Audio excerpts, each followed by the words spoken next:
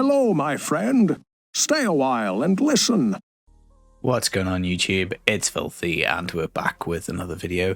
Today we're looking at Season 24, the Gears of Dreadlands with the Ethereal item, the Buriza-Do. Now this is GR110 in 2.5 minutes pretty much every single time. You have to get lost pretty much on the map to do it. It's slower than this. Some of these clears are a little faster at 2 minutes. The character is very well geared because it is PTR, but the main stat is still under 10k. So you put some augments on, you have slightly worse gear. I'm sure you'll be able to get to this 110 and upward speed farm. Now, we've made this very tanky. It's really brainless to play. This is completely chill. Very little risk of dying with these rifts, which is, again, kind of how I like to play the game. So if you just fancy chilling out, doing some really high-end stuff very fast, then I think this is a wonderful choice. Now, we will go through the build in full for the Gears of Dreadlands because I do think there are likely to be quite a few returning players with the hype for the ethereal items. And obviously we do have that Diablo 2 remaster coming at some point. But before we do jump into a quick welcome to those new people, do hit that subscribe button if you enjoy Adventures in Sanctuary. And as always, a thumbs up brightens my day. So let's have a look at the Gears of Dreadland, shall we? So the two-piece, we get 4 seconds of momentum when we attack with a primary skill. Our primary skill is Hungering Arrow. So these are momentum stacks here, and they cap out at 20. Each one adds 10% damage, so at 20 stacks we'll do 200% additional damage. Now, you just need to make sure you're left clicking every second just to make sure this refreshes around the kind of 18, 19, 20, that kind of thing. So you just left click once every second or so, and that will keep your damage nice and high. The 4-piece, we get 60% damage reduction. We also keep that for 5 seconds. We have to use strafe. Don't worry, we will use that skill the entire time, but it just gives us some DR. Now, we also want to keep our momentum stacks up really high at 20 because this gives us move speed. So on the 4-piece, 8% increased move speed for each momentum stack. So 160% move speed in the build natively. It's just one of the reasons why this is a fantastic speed farm build, because we just get that movement speed for free baked in on the 4-piece. 6-piece, nice and simple damage. Primary skills 15,000. Hungering Arrow is our primary skill. Now, also on the 4-piece, when we strafe, we shoot out our last used primary skill. So we have to hit with strafe and it'll fire out a Hungering Arrow for us. So that's kind of how the two things link. Now, we're going to take a Buriza-Do as our ethereal of choice. We can't use the bow, this is two-handed crossbow. We can't use the bow, I'm afraid, because that only buffs archery skills. Whilst strafe is an archery skill, it's not strafe doing the damage, it is Hungering Arrow doing the damage, and this is a primary skill. The one-handed crossbow is okay, but the Buriza-Do is just amazing, and we'll go through it now, I guess. So on it, we're going to get a damage range, we're going to get a percent damage up to 100, we get a bunch of main stat, which is great, attack speed, not too bothered about, armor, not too bothered about, a fixed 150% to all Demon Hunter skills, a 35% chance to freeze on hit. This goes off like crazy because obviously we hit so often. The freeze is up quite a lot.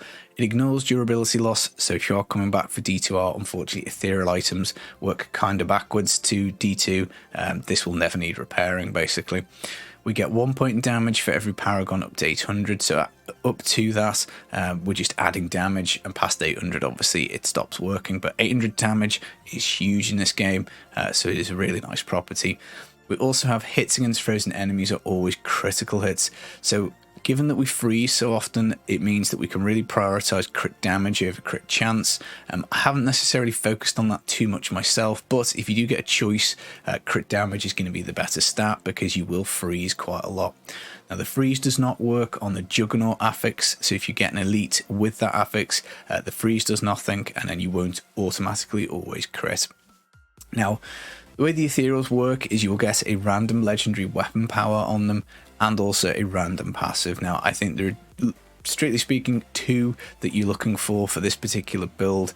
One is the Dawn, which I've got in the cube, so reduce the cooldown on Vengeance of up to 65%. It's probably easier to get this one in the cube because it rolls on a huge range and you need a lot of cooldown if you have a bad Dawn roll. The other one is the Fortress Ballista, which is again also a one-handed crossbow. Attacks grant you an absorb shield of up to 3% of your maximum life, stacking 10 times, so you can have up to a 30% shield. This is huge. This is going to give us more damage because we're going to take a Squirt's Necklace. Now, the shield makes it worthwhile prioritizing a bit of health. I've got pretty much 1 million, and I think that is quite a nice level. And again, that does help us be nice and tanky. Now, the shield will refresh very fast, so all you have to do is attack and it starts building back up again. So even if it drops and you take damage, then you can get it back very fast. Now, the passive, I've got the Grenadier or Grenadier, however you want to pronounce it. This does nothing for me, but you don't need to sweat the passive. You know, if you can get one with a usable passive, then, you know, so much the better. But really, it's the legendary power, and I'd say the percent damage are the two things you really want to be focusing on. How much damage is the weapon doing, and which legendary power does it have on it? Now, we're only going to take 5 pieces of the Dreadlands, so we're also going to work in the Orgild's power. So we need a Rogue in the cube to make up our set bonuses. It has to go in the cube because we're going to take focus and restraint. Now, Orgild's will give us reduced damage reduction by 15%, increased damage by 30%, and then importantly, we're going to hit elites a lot harder on a 3-piece, so 30% extra damage and 30% damage reduction. Because this is a speed build, we're wanting to go from elite to elite very fast. Now, trash and just regular mobs will melt with Gears of Dreadlands. It's only the elites that sometimes causes a little bit of a problem, and that's why I like all guilds so much, because you can just put them down so much faster. Now, we're also going to take a Hunter's Wrath. Your primary skills attack 30% faster and deal up to 200% extra damage. The modifier on here is the most important thing. You want to take a non-ancient one with a 185% plus modifier over an ancient one with a lower modifier, because it just deals so much damage. Very important to get Hungering Arrow damage on here on your belt. You can also, incidentally, whilst we're on this, pick it up on your trousers, so on your pants. Focus and Restraint will give us 50% damage whenever we hit with a resource generating attack, so Hungering Arrow left clicking counts for that, and then Strafe right clicking will proc the other part, so we get over double damage from those two things. We've got a 9th series satchel. Now, this is quite a hard item to get to roll well. Again, there is no damage range on a satchel, so you want to be focusing on the modifier. You want that to be as high as possible. Realistically, it's from, I think, is it 400 to 600, so it's pretty wide. You're looking for 550 and above, so again, take a non-ancient one until you get a nice ancient one on it. I've got some vitality on here, which is helping me keep up my life pool, but ideally I think you would probably want some Hungering Arrow damage as well as some crit chance. This basically just gives us a huge multiplier, and we can now pierce the Hungering Arrow only up to 4 times because of the recent changes to this build, but it doesn't matter for speeds because you're pretty much wiping the screen. We've also got the squirts here, so when our shield is up and when we don't take any damage, we deal up to double damage, and these are our squirt stacks here. Once the shield goes down and we do lose life, that will drop, it will insta drop, and it will have to build back up over time. And when we do take damage, we take extra, so that's the trade-off with the squirts. You deal more damage whilst it's active and less damage, well, obviously no extra damage when it isn't active, but you take more yourself. Now, what you'll find is that a shield pylon is just amazing because it'll give you the no damage taken, which is double damage the whole way, which is pretty good. But we've stuffed quite a lot of toughness things into the skills in particular, so that even if we do drop the squirts, we're not going to get one shot. And generally it's only the elites with elemental affixes that will cause us much of a problem.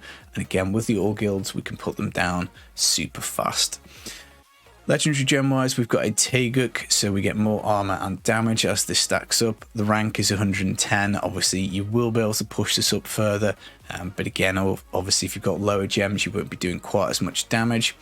We've got a Bane of the Trapped, so the Hungering Arrow activates it because it's a cold skill. It also has a slow radius itself, so it's just more damage. Again, not so great for Juggernaut. And Simplicity Strength, we get up to, I think it does go up to 100% on primary skills. We also get a heal as well, so we can top ourselves up. If we do drop our squirts, take extra damage, we can heal ourselves pretty well with the Simplicity Strength.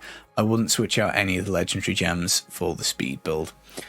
In the cube, we've got the Depth Diggers, primary skills that generate resource, another 100% damage, and I think that probably covers the gear. There is another way to run it, which is Wraps of Clarity and the shoulders. So you drop the Rogue for a convention. I don't like it as much because it feels amazing when your convention is on cold, because that's where Hungering Arrow is, but it doesn't feel that hot for the rest of the time. The Orgils is just super consistent, just, you know, the whole way you just melt stuff, which is very good. Now, cooldown wise, you need to be at 37.5% if you have a perfectly rolled Dawn. I've actually budgeted a bit more because I like good uptime on the rest of the skills, and I like to be nice and safe. I don't want to be sweating on my Vengeance and having to press it exactly at the timing. I'm just a lazy player, guys, so I like to take a little bit more. In terms of stats, cooldown, double crit everywhere. Area damage, I don't think you need for the speed build. It's not necessarily a bad thing, but you don't need to worry too much about it. Cold skill on your amulet and also brace would be handy, and then the offhand is pretty hard to get to roll well. It defaults, I think, with attack speed and main stat, so you need to get kind of lucky with the rest of them. Maximum discipline on the secondary is kind of handy because I'd say discipline is one of the things that we do run out of. But I mean, we can't reforge or reroll the ethereal, so again, a lot of the stats are kind of covered with that. Now, in the pants and chest, we're going for diamonds to buff up the toughness. This will pair really well with our abilities, and a cooldown gem in the helm just to make that break point for the Vengeance. On the skills, we've got Strafe, Drifting Shadow. This is the one that moves the fastest, so we do like to go for that. You can do Rocket Storm. This probably does a little bit more damage, but we're trying to move a little faster, so I'm just eking out the move speed, but either of those two runes should do you just fine. Hungering Arrow with the Devouring Arrow rune just does the most damage, so that's why we picked that one. Vengeance is here for extra damage, so 40% damage whilst it's up, so that's one of the reasons why we want to keep it at all times. But Dark Heart will also give us 50% damage reduction. When you lose this, if you don't have Vengeance up, you will get hit obviously a lot harder. Your squirts will drop, you'll then start taking more damage, so you know you want this up at all times. Seethe would give hatred. We don't really need it because we are running the two-hander with the satchel, so I found that we don't really have any hatred problems. I haven't noticed any, and I've got no resource cost reduction rolls. Companion Boar Companion, this will give us some all-res, so it pairs really well obviously with any all-res rolls we get on gear, as well as the diamonds in our chest and trousers. Shadow Power, we get some life per hit, so again we can top ourselves up very fast with that combined with the Simplicity Strength. We also get a 35% damage reduction whilst it's active. You're not going to have perma uptime on this. You will run out of discipline, but it is there if and when you need it, so you can just pop it if you think you're about to maybe take a hit, and it might just keep your squirts up for you. Fan of Knives, Bladed Armor, we're going to get 40% additional armor for 6 seconds. Again, more cooldown, it means we have almost 100% uptime on this, and it is nice because again it scales more and more. Main stat is more armor for the Demon Hunter, so this just grows in power the further into the game you get. Passives wise, we've got Tactical Advantage, 60% move speed for 2 seconds when we use Shadow Power, so it's kind of nice. We get a bit of toughness and we can move a little faster. Numbing Traps, whenever we slow enemies we get 25% damage reduction, so we just basically take 25% off their damage. Again, doesn't work with Juggernaut because you can't slow them, but everything should be slowed, so it is just straight up DR. Call the Weak, again we're slowing quite a lot, well all the time, so 20% extra damage seems to make sense. Then Archery we've gone for the extra damage. Now other passives, I would say Awareness wouldn't be a terrible shout. We are going to take the Cheat Death with the Follower, but you can also do Ambush, which will give you a bit more damage above 75% health. Possibly not amazing, but it's probably worth taking. If you get it on your weapon, that's fine. As I say, we've got Grenadier. It's not doing anything for us. Perfectionist would be nice because it would be a bit of toughness and also give us a bit more access to Gloom. So that would be quite a good one. Hot Pursuit would also be nice. This would be a bit more move speed. And I think Blood Vengeance would help out with resource a little bit. So yeah, there's a few that are okay. Life per hit would not be too bad. But yeah, there's a few kind of useless ones mixed in here. So you just kind of have to work with what you're given, really. But that pretty much should cover it. Now, in terms of playstyle, it's fairly easy, I think. You're jumping in the Rift, you're activating your stacks up to 20, and then you basically just kind of spamming Fan of Knives as much as you can. You're looking to keep perma uptime on Vengeance, and you're popping Shadow Power Gloom when you want to move a little faster or when you want that 35% damage reduction. You're looking for pylons, and you're just going to fly yourself through the map. Now, follower wise, we've gone for the Enchantress. She taps out at 25k int. Now, obviously, you need intelligence items, so you're going to have to get an intelligence class and either upgrade stuff in the cube or spend blood shards on an intelligence class, or just look out for the odd random drops that you get. Or if you're grouping, obviously you can get somebody to hand you some stuff, but obviously dex items aren't going to do her any good. Now, the reason I've gone for the Enchantress, we're going to take the Cheat Death, which is what frees up in our passives. You don't really want to be taking the attack speed because I don't think it benefits you, and anyway, playing with at least one Cheat Death is pretty handy. We've gone for a bit of damage reduction and powered shield, again with a view to trying to keep up the squirts, and then we've gone for cooldown because, as I say, I do like having a lot of cooldown for these two abilities here. Now, with the various toughness layers that we've got with the Boar, with the Fan of Knives, with the Gloom, what I've found is it's really actually quite hard to die. Again, you do have to kind of stand in an explosion or something like that, or repeatedly go through arcane lasers. But yeah, I do quite like the toughness. We don't obviously have the heal from the Templar, but I do think the Enchantress is worth it for the cooldown. But again, if you're quite happy with the cooldown you've got, you could try that. And the Templar would also give you a bit of resource generation. In terms of the stuff on her, I'd say the only important things are an Oculus Ring, so you can jump in the circles and do a bit more damage, a Nemesis Braces, so that you can obviously spawn mobs off pylons, and also a Flavour of Time, so you can get the doubling of the pylon durations. If you're doing a 2.5 minute rift, then obviously a shield pylon will pretty much get you the whole way. Conduit, power, speed, all of them are absolutely amazing with the Flavour of Time and the Gears of Dreadland. There's no wasted pylon. They are all very nice. But that is pretty much it, guys. This is an excellent choice. I'm pretty sure I'm going to start Demon Hunter as things stand at the moment. We haven't got the final patch notes, so we don't really know exactly 100% where everything's going to be. This is probably a little easier to play than the Inners that I showed a few days ago. It might just be that I've played with this build for like 2-3 seasons, so I'm quite used to how it looks and how it handles. But I do think it is probably a little bit stronger than the Inners build. But it's going to be a fantastic choice, and if you want to get the transmogs for next season for collecting all the ethereals, you're going to have to play every class, and the Gears of Dreadlands is probably what I would be using to doing the heavy lifting on all of my augments and gem ups, because it is so fast, so consistent, and so strong.